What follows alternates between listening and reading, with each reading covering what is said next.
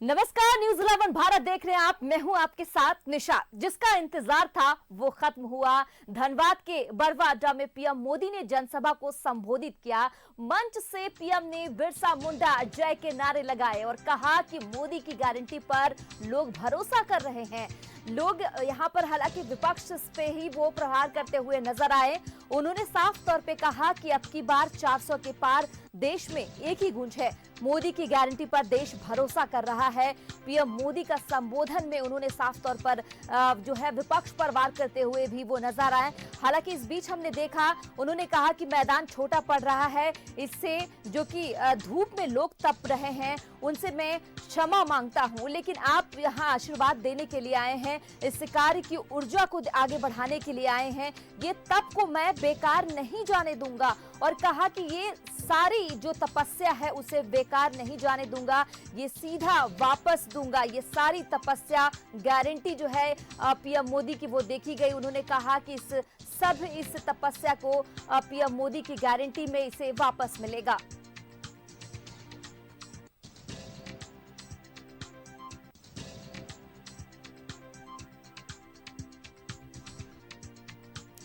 तो पीएम की हुंकार, एनडीए 400 के पार का नारा वो लगाते हुए नजर आए हैं और उन्होंने साफ तौर पर बड़ी सौगात स्वास्थ्य में दी है। स्वास्थ्य डिपार्टमेंट को बड़ी सौगात, रेलवे स्टेशन को बड़ी सौगात। झारखंड के 27 रेलवे स्टेशन पर काम शुरू हो चुका है, उनकी तरफ से कहा गया।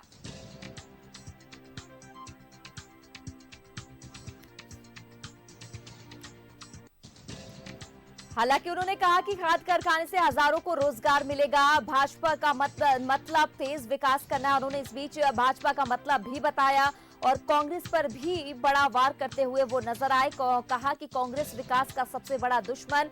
झारखंड में 27 रेलवे स्टेशन का काम शुरू हो चुका है। उन्होंने कहा कि कई अस्पतालों का शिलान्यास किया गया है और वो जेएमएम पर भी वार करते हुए नजर आए। उन्होंने कहा कि जेएमएम का मतलब जमकर खाओ। रंगदारी बढ़ती जा रही है। झारखंड में जेएमएम कांग्रेस का काम अपनी तिजोरी भरने का है, तो विपक्ष पर भी वो वार करते हुए नजर आए हैं। धनबाद के अरवा अड्डा से पीएम मोदी ने झारखंड में चुनावी प्रचार का शंखनाद किया।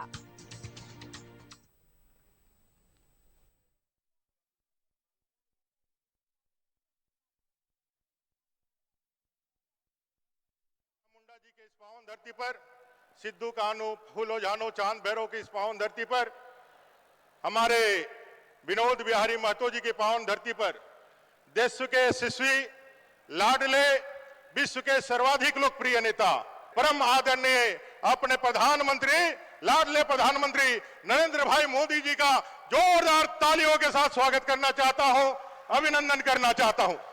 दोस्तों, प्रधानमंत्री जी ने संकल्प लिया है और संकल्प भी इसी देश के इस पावन भूमि से, धरती आबा बिरसा मुंडा की उस पावन धरती जो आजादी के बाद पहली बार कोई प्रधानमंत्री अपने धरती आबा बिरसा मुंडा के उस पवित्र भूमि उली हाथों में जाते हैं और उस मिट्टी को अपने माथे में तिलक लगाते हुए देश को 2047 के विकसित भारत की परिकल्पना देते हुए संकल्पित करने का आह्वान करते हैं कि आइए 100 अरब देशवासी हम सब लोग संकल्पित होकर के एक भाव से इस सिद्धि में लग जाए कि 2047 में अपना देश विकसित भारत बनेगा। इस संकल्प को लेने के लिए, इस संकल्प को दोहराने के लिए वापस तीसरी बार जो देश आज 10 साल में विश्व का 5वां अर्थव्यवस्था बना है, अगले बार 2029 तक यह तीसरा अर्थव्यवस्था बनेगा। और उस संकल्प को दोहराने के लिए कि अब की बार 400 पार। आज हम सब लोगों के बीच देश के प्रधानमंत्री उपस्थित हैं और आज झारखंड प्रदेश को ढेर सारे तोहफा ने उनको दे करके आज जा रहे हैं। और साथ ही मैं उनको ये विश्वास भी दिलाता हूं कि झारखंड प्रदेश में पिछले 2019 के चुनाव में एनडीए गठबंधन को जहां 12 सीटें मिली थी, हम सब लोग इस बार झारखंड के 14 सीट जीत करके इस देश में फिर से नरेंद्र मोदी जी के नेतृत्व में सरकार बने और झारखंड की जनता भी उसके लिए कमर कस चुकी है। देश के प्रधानमंत्री नरेंद्र मोदी जी की जो गारंटी है सबका साथ सबका विकास, और सबका साथ और सबका विकास जिस प्रकार से इस देश में इन 10 वर्षों के अंदर में जो विकास का काम हुआ है, आज देश की जनता ने भी जो उनके प्रति एक बड़ी विश्वास प्रकट की है और आज यहाँ उपस्थित जन समूह ही ये बता रही है कि देश की जनता और इस प्रदेश की भी जनता का विश्वास देश के प्रधानमंत्री नरेंद्र मोदी जी के।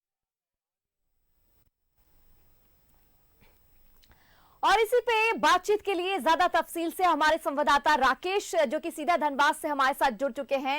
राकेश, आप वहां पर मौजूद हैं। हमने देखा कि जिसका इंतजार था लगभग यहाँ 15 दिन से ज्यादा का वक्त था कि लोग यहाँ बेसब्री से प्रधानमंत्री नरेंद्र मोदी का वो इंतजार कर रहे थे और कहीं ना कहीं आज वो धनबाद के जमीन पर उतरे और बड़ी बड़ी सौगात वो आम जनता को देते हुए नजर आए। हमने तस्वीरों में भी दर्शकों को दिखाया कि काफी दर्शक वहां पर पहुंचे हुए थे। लेकिन एक बात है राकेश, सब चाहे अमर बावरी की बात करें या फिर प्रधानमंत्री की बात करें, दोनों की तरफ से कहा गया कि अब की बार 400 के पार। आप वहां पर मौजूद थे, किस तरह की तस्वीरें थी दर्शकों को बताएं।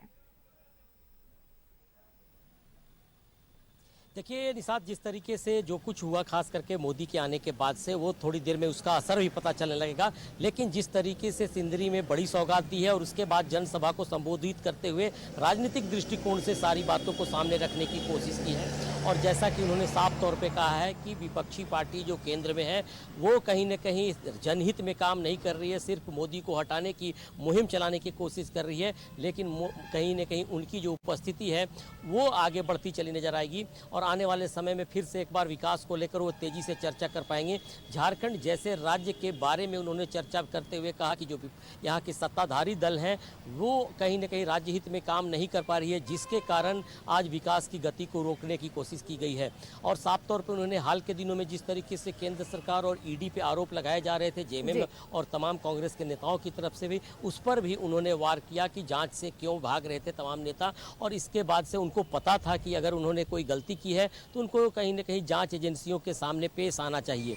तो साफ तौर पे लगता है कि राजनीतिक दृष्टिकोण से जहां उन्होंने जनता के सामने कई सौगात भी रखने की कोशिश की है और साथ साथ ये भी माना जा रहा है कि अब आने वाले समय में जब लोकसभा के चुनाव के ऐलान होंगे उस समय जनता किस तरीके से मोदी सरकार को देखेगी और किस तरीके से चुनावी माहौल में एक बार फिर से मोदी प्रधानमंत्री के रूप में जनता के सामने स्थापित हो पाएंगे। इन सारे विषयों को लेकर चर्चा की गई है और प्रधानमंत्री नरेंद्र मोदी ने जिस तरीके से आज अपने भाषण में तमाम चीज़ों का जिक्र किया है उससे साफ संकेत है कि आने वाले समय में बीजेपी जनहित के बड़े बड़े काम करने की तैयारी कर रही है। जी बिल्कुल राकेश, हमने देखा जिस तरीके से पीएम की हुंकार थी सीधा स्टेज से, वो यहाँ अपोजिशन तमाम लीडर जो हैं वो उनको वार करते हुए नजर आ रहे थे। उन्होंने साफ तौर पे कहा कि कांग्रेस या फिर जेएमएम वो दोनों ही पार्टी अपनी तिजोरी भरने का काम कर रही है और जो भी यहाँ ईडी से छापेमारी में निकल रहा है झारखंड मुक्ति मोर्चा या हेमंत सोरेन की तरफ से, वो साफ तौर पे उससे इनकार करते हुए नजर आ रहे हैं। तो साफ देखा हमने कि वो हुंकार भर रहे थे,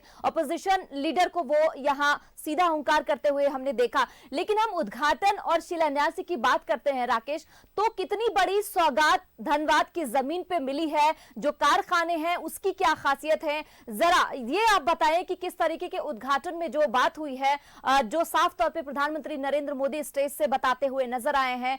कारखाने की वो उद्घाटन किए, हेल्थ के सेक्टर में भी हमने देखा कि काफी जो है इन्वेस्टमेंट जो है देखा जा रहा है। और अगर हम रेलवे स्टेशन की भी बात कर रहे हैं तो पीएम मोदी की तरफ से कहा गया कि 27 ऐसे रेलवे स्टेशन हैं कि जो कि दूसरी ओर कनेक्ट कर रही है और इस पे काम शुरू हो गया है। योजनाओं के बारे में जरा बता दे राकेश।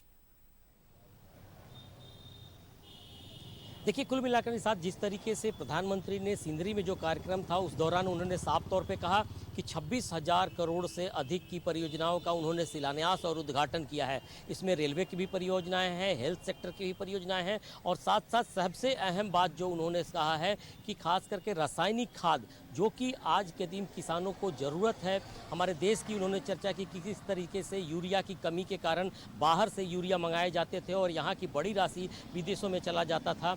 तो ऐसे मौके पे जब देश में कई इस तरह की योजनाओं को लेकर चर्चा चल रही थी तब कई शहरों में इस तरह के प्रोजेक्ट चलाए जा रहे हैं कि आने वाले समय में जो ज़रूरत है राज्य और देश में वो यूरिया यहीं पे उत्पादन हो सके, जिससे एक बड़ी राशि को बचाया जा सके, साथ साथ यहाँ के लोगों को रोजगार भी मिल सके। तो सिंदरी में एक फर्टिलाइजर कंपनी काफ़ी पुराना माना जाता था, यूरिया को लेकर चर्चा थी, तो कहीं ना कहीं ये बंद हो चुका था और इसके बाद से प्रधानमंत्री मोदी ने इसे शिलान्यास भी किया था और अब जाकर इसका उद्घाटन करके इसके प्रोडक्शन की शुरुआत भी कर दी है। यानी किसी अब यहाँ के उत्पाद अब यहाँ के ही लोगों को मिल पाएंगे। तो सबसे अहम बात देखने को होगी कि कोयला के क्षेत्र में काम करने वाला इलाका अब किसानों के हित में भी काम करेगा, तो एक बड़ी उपलब्धि मानी जा सकती है इस इलाके के लिए भी, देश के लिए भी, राज्य के लिए भी और कहीं ना कहीं किसानों के लिए भी। जी बिल्कुल राकेश, चलिए हमने देखा तो बहुत है कि गारंटी बहुत सारी आती है, लेकिन जमीनी हकीकत पे कितना काम होता है ये देखने वाली बात होती है। इंतजार, पेशेंस जो है वो हमें देखना होगा कि वाकई काम आखिर कितना जमीन पे होता है। हालांकि हमने ये भी देखा कि प्रधानमंत्री जिस तरीके से अपोजिशन पर वार करते हुए नजर आ रहे थे, तो अब कहीं ना कहीं देखना होगा कि विपक्ष जो है, जो सत्ता पक्ष है, वो किस तरीके से जवाब देता हुआ नजर आता है। तमाम जानकारियों के लिए राकेश बहुत बहुत शुक्रिया, आगे भी आपसे जानकारी हासिल करती रहूंगी। तो बता दें कि पीएम मोदी की गारंटी योजना में गरीबों के कल्याण के बारे में भी जिक्र किया गया है, बच्चों के बेहतर भविष्य का भी उन्होंने जिक्र किया और साफ तौर पर यहां सभी को राशन के लिए भी बात किया कि जो भी गरीब हैं उनको राशन जिस तरीके से मिलता था वो मिलता ही रहेगा। तो पीएम मोदी ने जनसभा को संबोधित किया और तमाम तरीके से वादे करते हुए वो आम जनता से नजर आए हैं।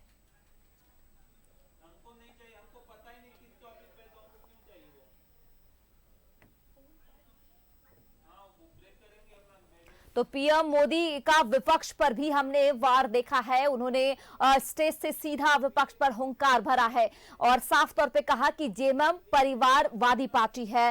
कांग्रेस पर भी वो वार करते हुए नजर आए और कहा कि कांग्रेस जो है वो विकास का सबसे बड़ा दुश्मन है।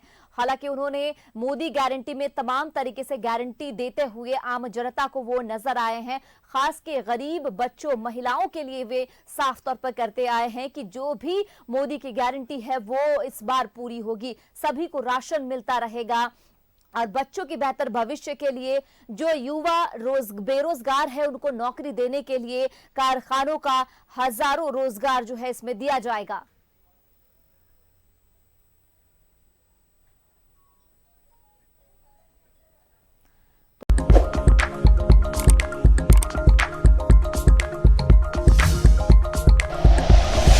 Like and share videos, subscribe करें हमारा चैनल और प्रेस करें बेल आइकॉन। न्यूज़ 11 भारत, सच है तो दिखेगा।